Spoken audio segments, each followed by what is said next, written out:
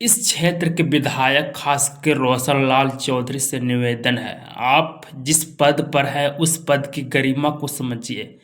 आखिरकार इस क्षेत्र की कंपनियां जिस तरह से हमारी जमीन के साथ हस्तक्षेप करने की कोशिश कर रहे हैं और साथ में हमारी जमीन के बदले में मुआवजा भी देने से थोड़ी सी कतराते हैं, तो आप इस समस्या को समाधान करने की कोशिश कीजिए। पहला सवाल।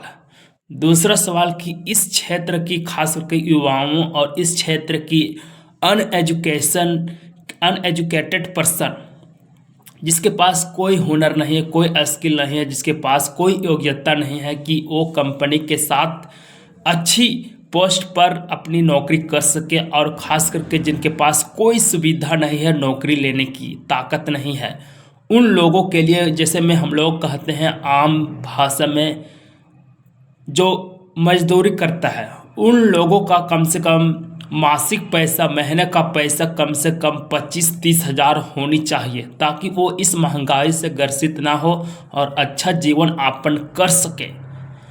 एक बात और, इस क्षेत्र में खास करके वैसे भी युवा है जिनके पास कोई हुनर नहीं है और जो खास करके प्रदूषण और इस क्षेत्र की समस्याओं से ग्रसित है। इस क्षेत्र की प्रदूषण, कोयले की प्रदूषण, रोडों की समस्या से वो ग्रसित है।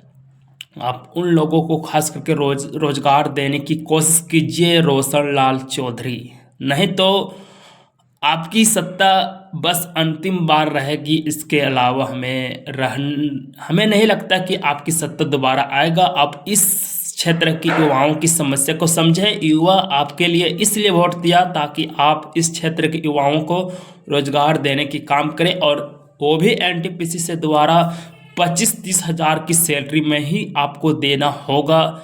कैसा भी, खास करके अनस्किल लोगों के लिए 25-30 हज़ार होनी चाहिए।